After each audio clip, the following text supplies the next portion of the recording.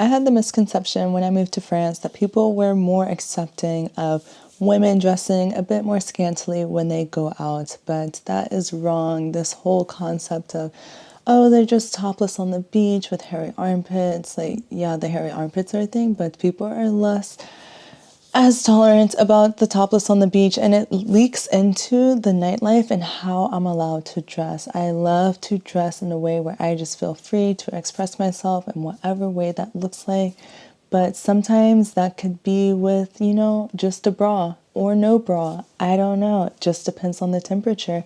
And sometimes here there will be security men watching women on the dance floor, staring at them like they're getting a free porno, and I hate it.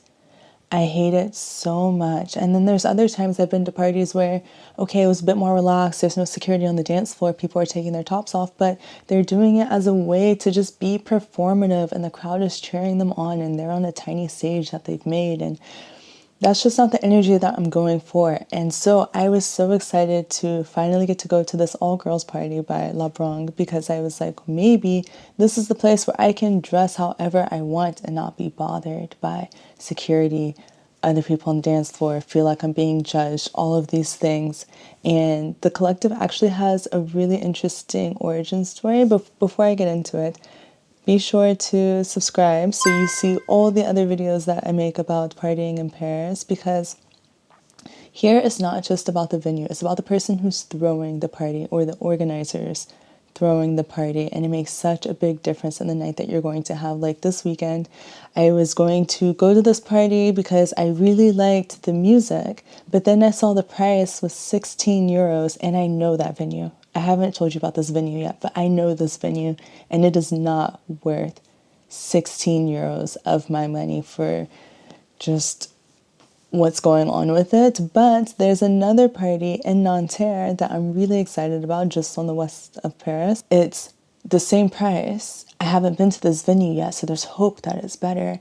And there's more music going on, like it's more involved. I don't know what I'm walking into, but I'm very excited about it. So if you subscribe, you'll be able to know all about it, especially if you're into bass music. You'll maybe want to follow this collective, because I love sharing about the artists that I discover as well.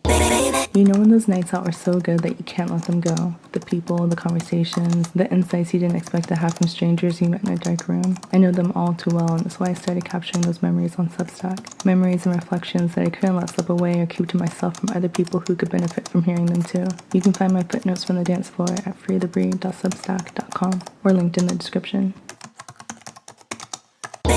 So I was happy to have a friend to come with me to this party that I've been wanting to go to for a while, because they actually have parties all over France. It's not just Paris.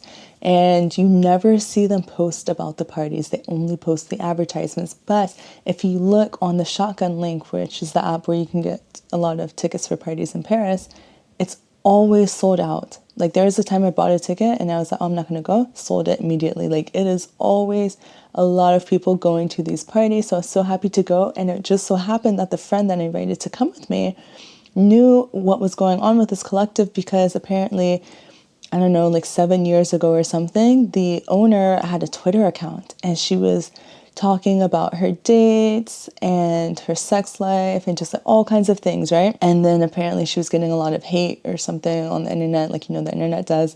And then she comes back and she has these all girls parties. And I don't know where they started in France, but they're literally all over France in a bunch of different cities. So she didn't know what to expect about it either. So we're really excited to go. And I'm just going to walk you through the night and tell you about it. And maybe this is your vibe. Maybe it's not your vibe. And I'll also tell you about the venue. So this one was at Club Haussmann near Pigalle, I think, was in the night. Neither one of us had been to this place. It's actually interesting because if you look at it on the street, you have no idea that there's anything inside. There's no sign, there's no anything, right? So we show up and they ask for our ID, which is like, okay, first signal, this is 18 and up, which I forget all the time, because where I come from, 18-year-olds are just not going to the same types of places as 30-year-olds. Like there's just limits, but here, 18 is an adult and you have to look for that whenever you find parties, but whatever. So they ask for our IDs, they start to check my bag, and normally I don't bring a big bag with me, but we had just gone to a drag show right before, and it was such a great drag show. My friend was hosting it, and it was so much fun. Like, I'll link to them in the description so you can follow them if you're into that. I had my normal bag with me, and the person was searching it so hard. I think this is the hardest I've ever had my bag searched in Paris at any venue. And I had a bottle of water in there that I had forgotten about, so I just drank the water, whatever. But then they took my hand sanitizer, and I was like, why do you think I don't need to keep hand sanitizer? Like, this, I didn't argue with him, actually. I was just thinking it. I was just so confused. And then when I saw the stack of other things that they were confiscating from people, there was a banana, there was perfume, and I'm just like, these can't be the things that you think you need to take from people's bags. Like, it just didn't feel necessary. So we go inside, scan our tickets. Then there's the coat check. You know how I feel about coat check. But this one was €3 per item, and my friend had 2 jackets. So she just was like, I'm not paying €6. And I was like, that's reasonable. And it was only cash. So this was by a Club Haussmann. So €3, only cash. And for some reason, it was a very tiny space. It was like a room before the actual big room. And they thought they needed a security guy there to regulate what was going on, but he was just making it more confusing, which honestly reminds me of last night. The security guy standing near the bathroom, which is almost like, you're making this more confusing. You think people aren't just going in there on their own to do drugs? Like, they don't need to go in together to do it. Like, you are not doing what you think you're doing. But I'm getting sidetracked. That was very frustrating for me last night. And it was frustrating then. So we finally make it inside. And immediately my friend was like, I'm too old to be here. We're both in our 30s. I could see what she meant, but I don't know. I think it was more shocking to her because I have a sister who's 19. And for her, she was just like, no. Is too young for me. Like, it felt weird. So the music was interesting. I liked the music. I don't know if the DJ was like the best, but also we went basically as soon as they opened. Like, maybe that was like the warm up and all of these things.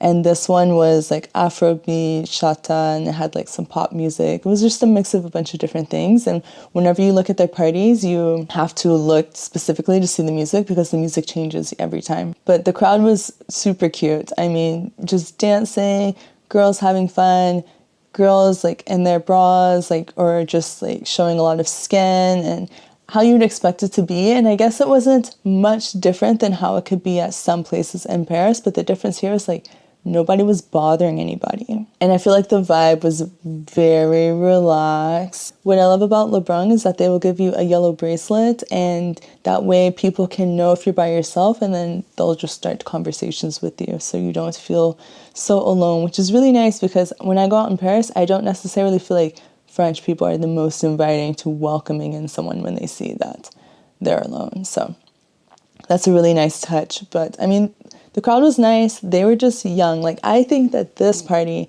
would be perfect for women who are like, I don't know, up to 25. They feel a young 25. Or it could even be for foreigners coming and they don't want to be bothered.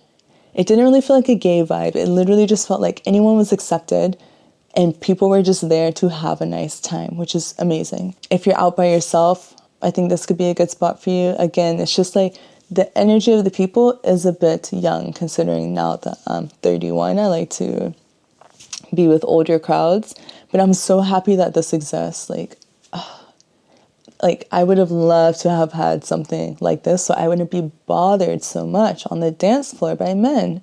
You know, sometimes you just want to get out and dance. So besides for the crowd, I also looked at the bar prices. The bar prices were super reasonable. Then the lights, super cute, pink. Their parties are always pink themed, like in the advertisements and all of these things. So it's exactly what I expected for that. The sound system was fine. I don't know, I feel like my voice changed a bit there. Like I was trying to convince myself, but it was fine. I mean, my issue really that I've told you about multiple times is that the better the sound systems are, it's the further away from central Paris. And that just stands true to this. Like when we showed up, we didn't really need earplugs, but then I could feel it getting louder. Like we didn't stay very long just because we were both tired and realized like, maybe this isn't what we thought it was going to be. But I could feel it getting progressively louder. Not to say it necessarily got better, it just got louder. So it is loud. And then the smoking room, you know how I feel about indoor smoking rooms. So we weren't even trying to find the smoking room. We were trying to find the toilet. So we're walking in the place that looked like the most logical place to be where the bathroom is. And we go walking down this corridor and we realize before we get to the end that it's the smoking area. And it was like a double door entry open and you can see inside, and there is this woman smoking a cigarette, and you just see clouds of smoke all around her. She looked so upset. She did not look like she was enjoying her cigarette. She looked like she was borderline choking and having to like face the reality of her addiction and how she was in there in that smoking room. And I felt horrible for her, because I don't know why they don't think people need fresh air when they smoke. I don't get it, because they also don't want people going in and out, and they don't want people being loud on the street. But a non-ventilated smoking room doesn't seem like the right solution to me. So anyways, we find the toilet in another corner, going down these stairs, and it was so interesting because there was a man there at a table. Like, you know, when you go to a toilet at a certain place, there'll be like a woman who's like selling you candy or offering you toilet paper or whatever it is, mints. This time it was a man. And I'm like, at this all-girls party where people are only using the girls' toilet and you have to walk down these stairs to get to the toilet, why would they put a man right here? And then you get to the actual bathroom stall and there's no lock on it. I just thought it was very strange. And then I think they did the best that they could with trying to have more women security, because there was more there than I've ever seen. Like normally when I go out, it's only men for security. So they at least had some women. But yeah, I don't know, it was a bit strange. And because of the room, how it was like they had a balcony on the top. You couldn't access it. You were only on the dance floor on the main level, and people were just looking down at you, and I don't know, I wasn't fully into it, but I also wasn't in the mood to do anything, so you can figure out your way to take things if you want to, but I just thought that was really strange, and I guess that was their way of not being on the dance floor with flashlights, but maybe they would do that going further in. I don't know, but they were definitely watching. On the bright side, they had seating. You could sit down on couches and watch the dance floor. So like I said, we didn't stay late, so that's why there aren't many people in my photos, but when we were leaving around midnight, there was a line outside the door, and I could tell it was going to be another sold-out party, and even though it wasn't what I was expecting or what I was necessarily interested in, I'm so happy that this exists. And if this sounds like something that you would be interested in, then I would definitely suggest to follow La Bringue on Instagram. And then also I signed up for the email list just because I'm always just curious, you know. And they sent me a coupon for this party, so it was €3 cheaper. So if you're that type of person, I would also sign up for the email list. And yeah, then just, I guess the only thing left to do is subscribe so you can see the next video for when I go out tonight. I'm so excited to show you what's going on with it, and especially if this is worth your time going all the way to Nanterre for this collective, because this is a journey. It's about an hour journey to get here. And you know, my favorite parties have always been about an hour journey to get there. So we'll see. I'm excited to show you all about it next week.